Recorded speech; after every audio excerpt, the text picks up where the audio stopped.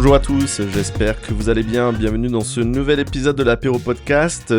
Un épisode où je suis en solo pour parler d'un sujet qui est important, qui est de trouver son style dans la photographie. Je crois que c'est vraiment une phrase qu'on entend tout le temps quand on fait de la photo, ou de la création en général, c'est « faut que tu trouves ton style ». Comme si c'était une espèce de quête, une quête sacrée, vraiment le Graal du créateur, le moment où tu vas enfin te dire « ça y est, c'est moi, c'est mon style ». Et ça, pendant longtemps, moi j'y ai cru à cette phrase. Mais vraiment. Je me souviens au début, quand j'ai commencé à poster sur Instagram, j'essayais un peu tout. Voilà, des paysages, des portraits, il y avait du noir et blanc, j'ai même fait avant du lifestyle, voilà, il y avait des couleurs chaudes, des cadrages bien spécifiques, et des trucs un peu ciné ou un peu vintage, un peu de tout. Et au bout d'un moment, j'ai commencé à me dire, ok, c'est quoi mon style? C'est quoi mon style à moi? Parce que j'avais vraiment l'impression que c'était la clé, vraiment le truc qui faisait que, voilà, que ça allait marcher. Comme si le jour où tu trouves ton style, ça devient plus simple, tu sais quoi poster, tu sais quoi dire, tu sais comment te présenter, etc. Sauf qu'en vrai, c'est pas du tout comme ça que ça se passe. Le style, c'est pas un truc que tu trouves d'un coup. C'est pas une destination. En fait, le style, c'est un mouvement. C'est un truc qui va évoluer, qui se construit au fur et à mesure que tu vas créer, que tu vas expérimenter, que tu vas rater, tu vas recommencer, etc. Et puis en fait, j'ai remarqué un truc. Souvent, les gens voient ton style avant toi. C'est les autres qui te disent « Ah ouais, cette photo, c'est vraiment toi ». Alors que toi, en fait, t'avais juste pris une photo que t'aimais bien, tu vois, sans te poser trop de questions. Et c'est là, en fait, je me suis rendu compte que ton style, c'est pas quelque chose que tu décides. C'est quelque chose qui se révèle. Quand j'y pense, j'ai eu plusieurs phases dans ma manière de photographier. Des périodes où j'étais à fond sur les paysages, voilà, à attendre la lumière parfaite. Au début, j'étais à fond, avec vraiment du mood, beaucoup de nuages, de la pluie, etc.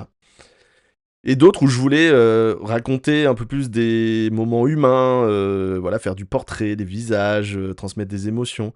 Et en fait, à chaque fois, je me disais, ok, là, j'ai trouvé mon truc, là, c'est bon, c'est mon truc. Et en fait, à chaque fois, je rechangeais à nouveau. Et bien ça, au début, moi, ça me perturbait un peu. Parce que je me disais, pourquoi, en fait, je me lasse? Euh, En fait, aujourd'hui, je comprends que c'est normal. Parce que ton style, il est vivant. Il suit ton humeur, il suit ton âge, tes envies, tes influences. Et tant mieux, parce que moi je trouve qu'on s'ennuierait vite en fait, si on était tout le temps en train de faire toujours le même style. Je crois en fait qu'on se met trop de pression avec cette idée de trouver son style, comme si c'était vraiment l'objectif final, un truc voilà, qu'il fallait figer pour être reconnu. Mais plus tu cherches à le figer, plus tu t'étouffes, moi je trouve. Il y a une époque où je regardais tout le temps ce que faisaient les autres photographes. Pas forcément pour copier, mais pour m'inspirer. Et forcément, inconsciemment, tu te mets à reprendre certaines couleurs, certaines façons de composer. Et un jour, tu regardes ton feed et tu te dis, mais en fait, j'ai plus aucune idée de qui je suis, de ce que je fais en fait. Parce que t'as tellement voulu ressembler à quelqu'un d'autre, que t'as oublié de faire ça pour toi. Je crois que c'est là où j'ai vraiment compris un truc. Le style, c'est pas ce que tu montres, c'est ce que tu ressens quand tu le fais. C'est ce petit truc là que t'as en toi qui fait que, même si personne voit la photo, ton post, t'en es quand même content en fait. Parce qu'elle te parle à toi. Et ça, c'est difficile, surtout avec les réseaux, parce qu'on te pousse à rendre ton travail reconnaissable, identifiable. On te dit, faut que les gens sachent tout de suite que c'est toi. Mais en vrai, je trouve c'est hyper dangereux parce que tu finis par créer pour être reconnu et pas pour t'exprimer. Et ça, ça peut t'enfermer. J'ai eu une période comme ça où je voulais que chaque photo soit cohérente avec le reste, que mon feed soit harmonieux. Alors je trouve que c'est hyper important que ce soit harmonieux. Mais ça me stressait en fait. Je me disais non, cette photo, elle est super, mais elle rentre pas du tout dans mon feed. Et c'est dommage parce que c'est le genre de photo que t'aimes bien, mais au final tu la laisses dans ton disque dur, dans le tiroir, et puis t'en feras rien ou tu la ressortiras bien plus tard. Et franchement, c'est là où je me suis dit que j'étais en train de plus faire une vitrine qu'autre chose. Maintenant, moi, j'essaie de m'en foutre un peu plus de ça. Je poste vraiment ce qui me plaît et ce qui me parle à l'instant T. Et c'est là où, bizarrement, les gens me disent le plus souvent « Oh, on reconnaît ta patte ». Comme quoi, en fait, plus t'essayes d'être cohérent et moins tu l'es. Et plus t'es sincère, plus ça se ressent. ton style, c'est pas forcément dans la couleur. Alors, pour le coup, moi, les gens le disent beaucoup, mais euh, c'est surtout dans le sujet, dans la façon dont tu crées de manière générale. C'est dans ta manière de regarder les choses. C'est pour ça qu'on peut pas vraiment copier un style. Tu peux reproduire la technique, la colorimétrie, le cadrage et tout ça, mais tu peux pas reproduire le regard en fait.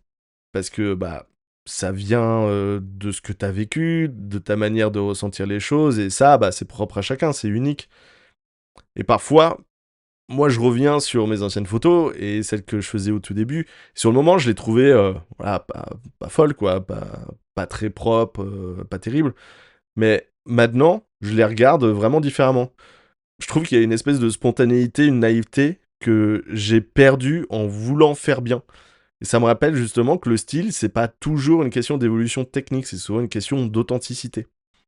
C'est pour ça que dernièrement, j'ai posté des choses un peu plus sur moi. Et c'est marrant parce que plus tu progresses, plus tu maîtrises ton appareil et plus tu as tendance à vouloir contrôler le résultat.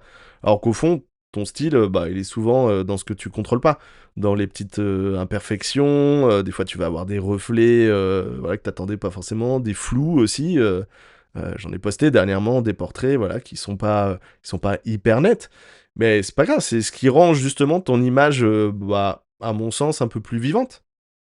Je crois qu'il faut arrêter de chercher à trouver son style et juste apprendre à écouter ce qui nous plaît et ce qui nous attire. Parce qu'en général, ce qui t'attire, bah, c'est ce qui te ressemble. Et si tu continues à le suivre, ton style, bah, il finira par se dessiner tout seul. Et voilà, c'est comme une empreinte. T'as pas besoin d'y penser pour qu'elle existe. Elle est là dès que tu touches quelque chose. Et puis, il faut aussi accepter que ton style évolue, que t'aies des phases. Que t'aimes bien des choses un jour et puis le lendemain, bah, c'est autre chose. Ça veut pas forcément dire que t'es instable, mais ça veut juste te dire que t'es vivant en fait, et que le style c'est vivant. C'est ce qui rend justement un créateur intéressant. Un créateur qui va faire toujours la même chose depuis des années, ça va moins m'intéresser que quelqu'un qui essaye des choses et qui change. Et ça, je trouve ça intéressant. Je trouve justement que c'est ça qui est le plus beau dans la création. Tu découvres un peu plus à chaque projet.